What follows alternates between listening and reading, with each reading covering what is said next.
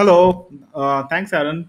Good morning, good afternoon, good evening, everyone, depending on wherever you are. It's kind of midnight here, but I am super excited to be here speaking along with an amazing speaker lineup for today. In fact, I kind of tried to catch up a couple of hours of sleep before my talk, but ended up watching the live stream instead. So, I'm going to talk about Kubernetes from an attacker's perspective. But quickly to introduce myself, my name is Abhisek Datta. I work for a startup called Appsecco. We work in application security and Kubernetes security. I'm specifically into Kubernetes security research as well as building some security products related to Kubernetes. The way this talk is structured is I will start with a high level architecture of Kubernetes and how it looks like from an attacker's perspective. We will then try to look at a very simple threat model for Kubernetes and see how these attack surfaces can be leveraged by an attacker, how each of the components of Kubernetes may have associated threat and how they can be exploited in real life. And then I will switch from presentation to my terminal where I will do some hands-on activities, especially related to common attacker tools and techniques. I will focus on very generic techniques instead of specific vulnerabilities or exploitation so that you can go ahead and try out against your cluster even if they're fully updated. So this is how Kubernetes looks like at a high level. Kubernetes, being a container orchestrator, basically schedules and runs containers on in a fleet of nodes which is available to it.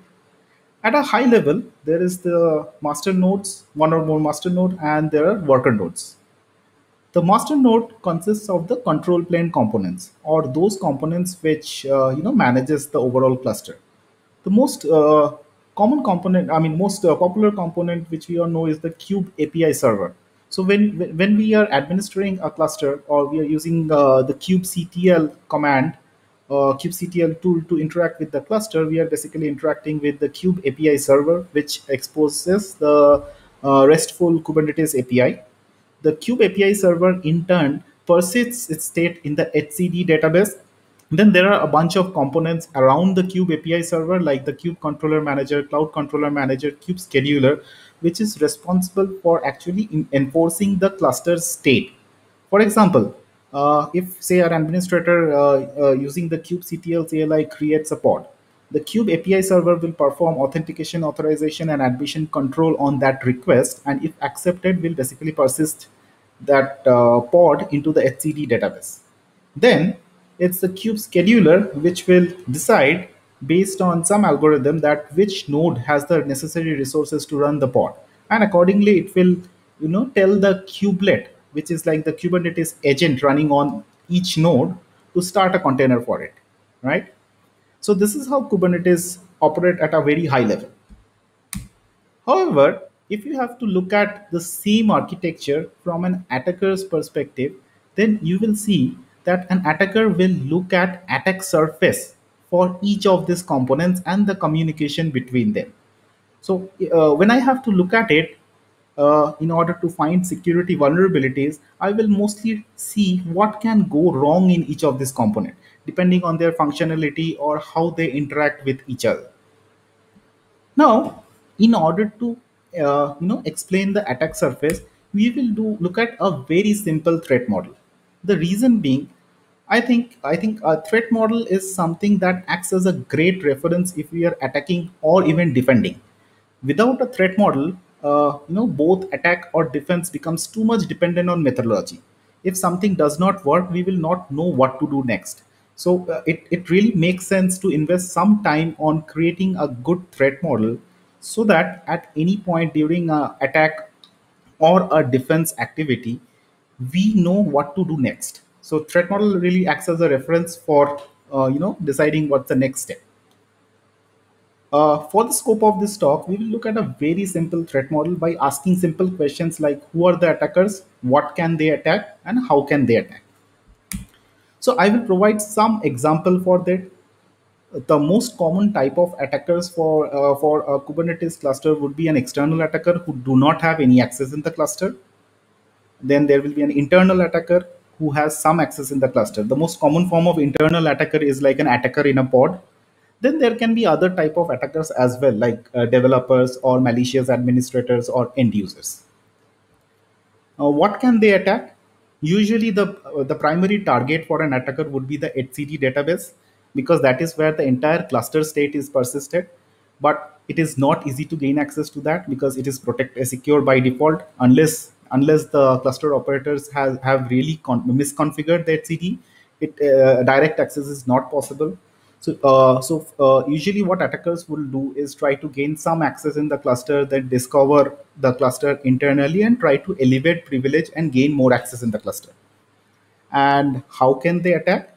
Usually attacks are done via leveraging either configuration weaknesses or exploiting vulnerabilities or exploiting lack of trust across components or some authentication authorization controls and those kind of issues. However, this is a very simple threat model.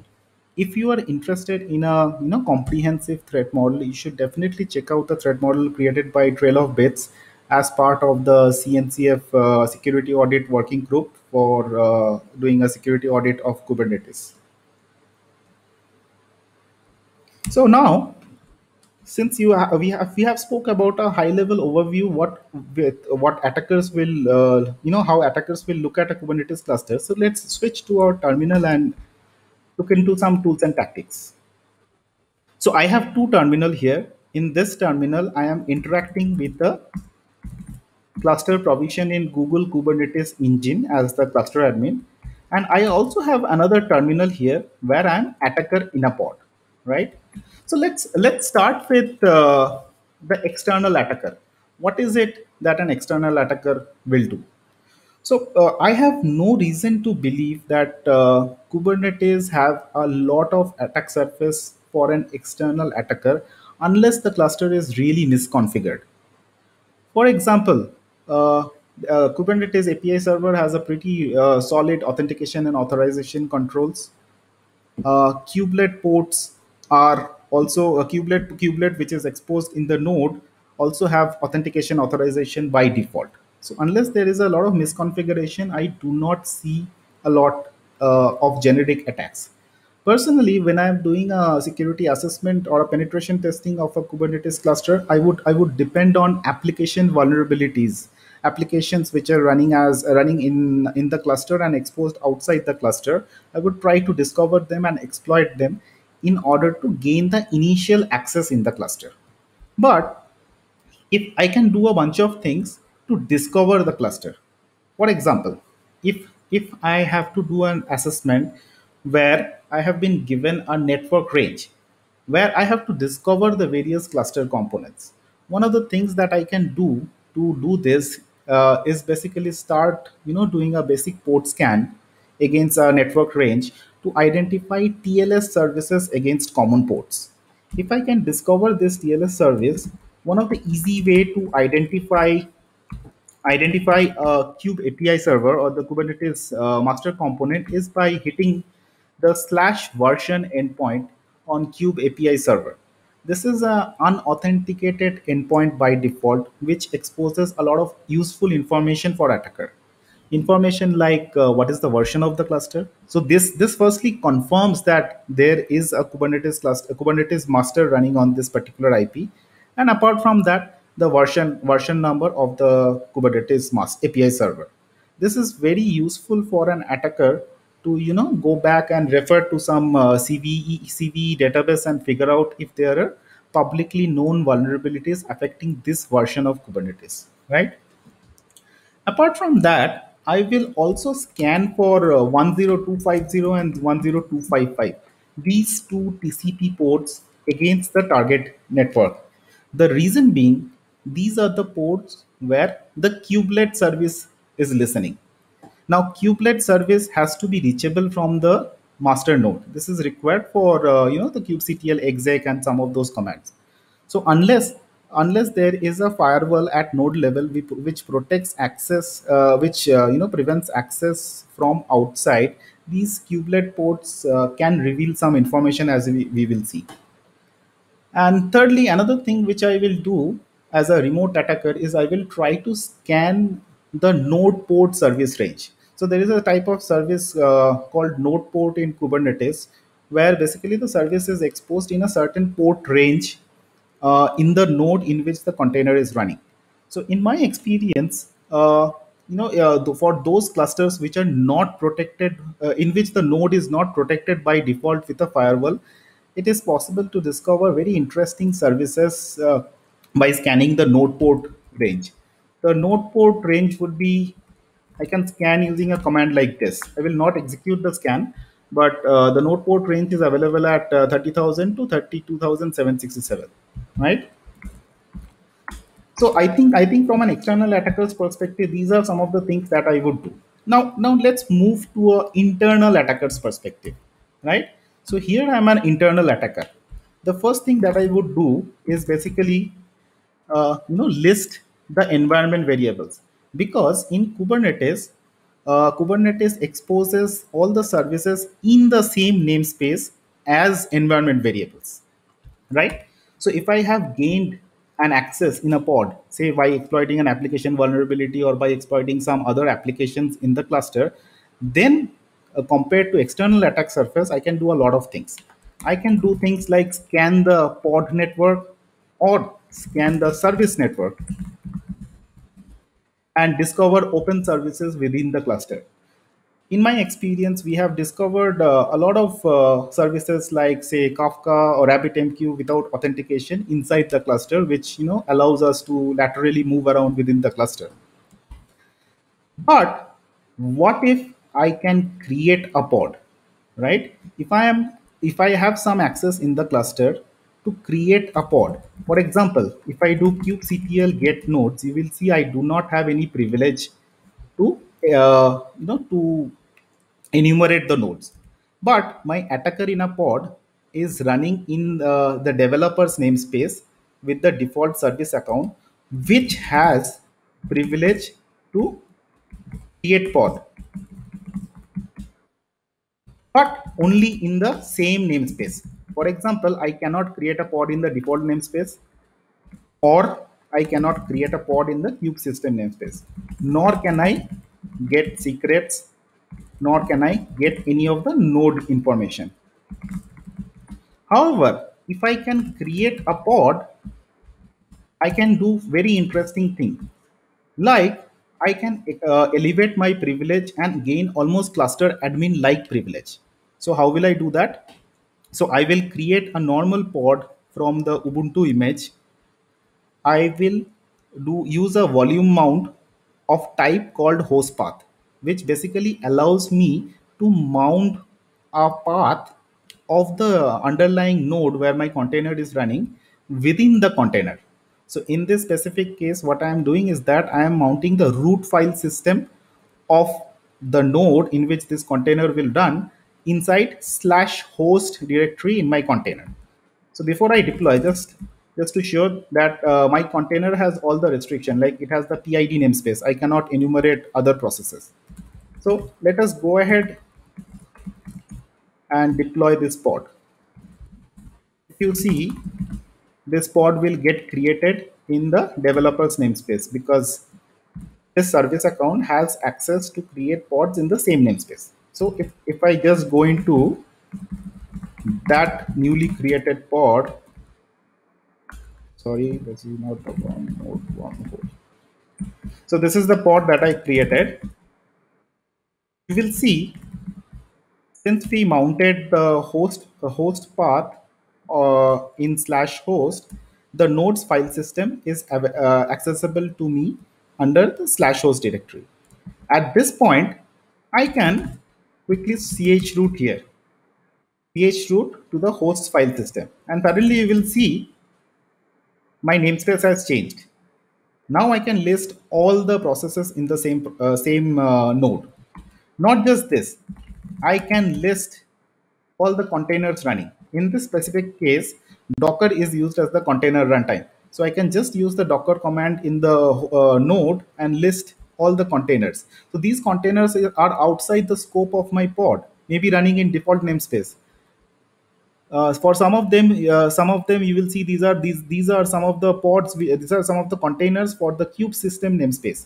So at this point, I can just exec into any of these containers, and practically I have access into other pods. Not just this, I can I can use the kubelet configuration.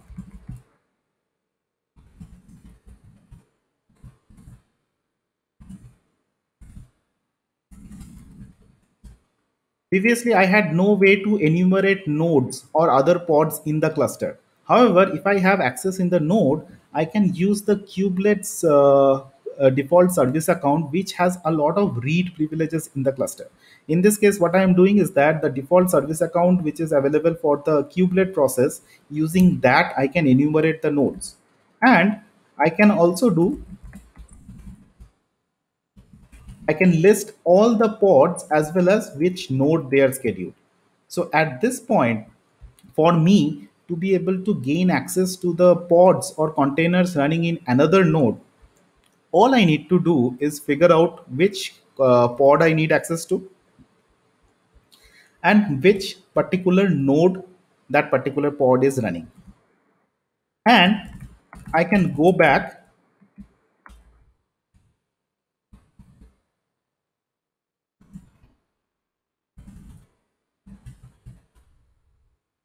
Oh, I'm still inside.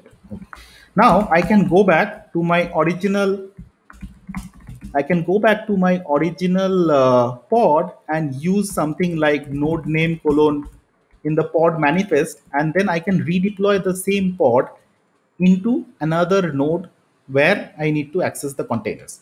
So this way, by leveraging a feature of Kubernetes, the host path volume mount, an attacker who has access just to create a pod in a very restricted namespace, say only specific namespace, can leverage this feature in order to break out of the namespace restrictions or other kind of privilege restrictions and gain access into the underlying node. And by virtue of doing that, by using a bunch of by combining various features and default privileges in Kubernetes, an attacker can virtually gain cluster admin like privilege. So that's the demo that I wanted to show. Hopefully this was useful. So this was just one of the tactics that we commonly use in order to test Kubernetes clusters which are not explicitly hardened.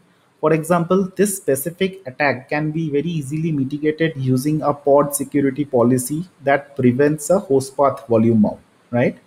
But there are a whole lot of other tools and tactics using which you can test a Kubernetes cluster. So if you're interested in Kubernetes security, do check out some of the reference materials that I have provided. Like I spoke about getting started with Kubernetes pen testing. I think a couple of weeks back. You can check out that slides. It's like a reference for you to set up a lab and try out various attacks. We have also released free training on Docker and Kubernetes security. So you can try out that as well. It will be like a self setup and self-serving lab where you can set up a vulnerable environment and attack the vulnerable environment following the documentation. So it has a bunch of common vulnerabilities or common attack scenarios affecting Kubernetes. You can also try out Kubernetes Goat by my good friend Madhu. It is another intentionally vulnerable Kubernetes cluster with common issues, right? So this will allow you to get started with attacking Kubernetes or doing a penetration testing on a Kubernetes cluster. Uh, Another thing I just want to mention before I end is the Kubernetes attack metrics. I don't think this is the official one. This is something released by Microsoft and not yet adopted in the official Mitre attack metrics. But this kind of highlights some of the common tools and tactics followed by can which can be used by an attacker in order to test a cluster. as well as defenders or anyone monitoring clusters for attacks can also leverage this as a way to detect attacker presence. I have also provided a lot of useful references, so if you are interested in Kubernetes security, do check them out.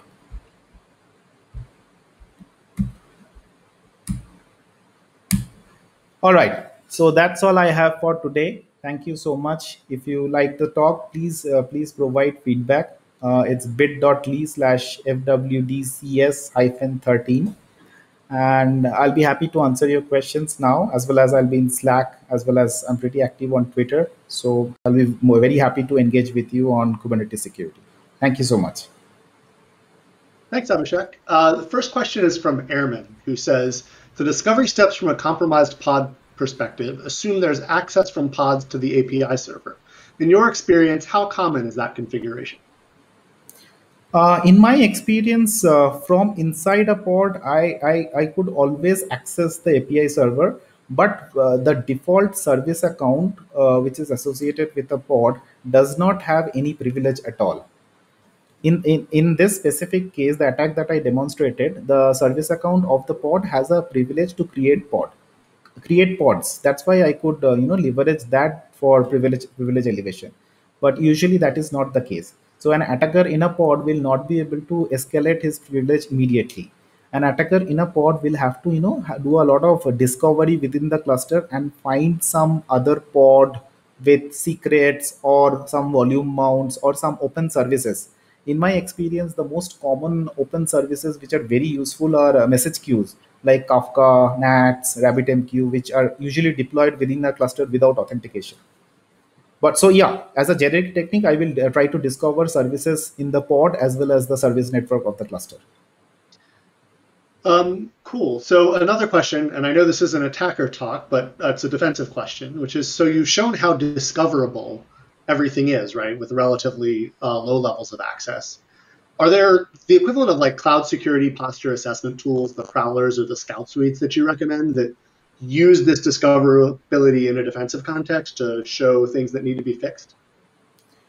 I am not aware of any specific tools that can detect this specific type of attacks, but general logging tools, like even in case of GKE, I think Stackdriver will be by default logging that some pod has been created. So you can always write some detection rule.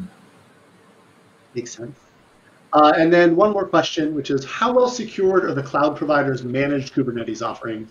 Do you protect them with the same tools and tokens as any Kubernetes cluster, or is it better to use the native like IAM and APIs from the cloud service provider rather than the Kubernetes native way of management?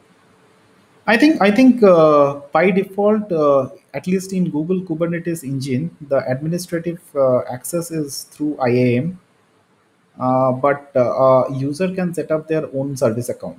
So in my experience, I think all the three major cloud providers like Google, AWS, or Azure has pretty secure defaults, I would say.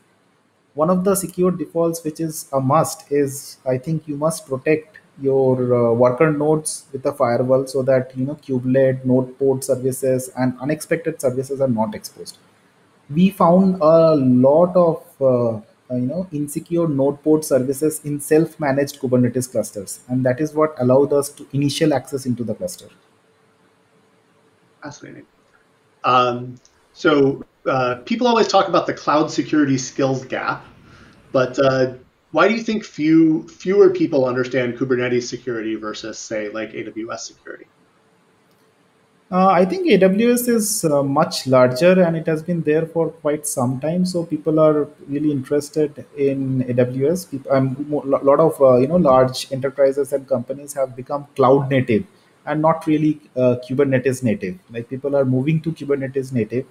Kubernetes, since being a distributed systems, I think it is pretty complex and a lot of attack surface. Like personally, I find a lot of architectural similarity between Windows Active Directory and Kubernetes. Like when I started Kubernetes security, I tried to replicate a lot of attacks like golden tickets, Kerberos related issues, something related to cryptographic confused deputy attacks, those kind of attacks against Kubernetes. Cool way of thinking of it. And then the last question that I think everyone has asked is, there are so many great links on your slides. Where do we find them so that we can click on the links ourselves? I will share the slide. I think I will tweet about it as well as share in Slack. We will retweet that as soon as you do. Thanks so much. Awesome. So we'll take a 5-minute break now. Next up is, excuse me. Next up is Eric Johnson, who'll be talking about winning in the dark and defending serverless infrastructure. So thank you so much, Abhisek. Thank you. Really happy to be here.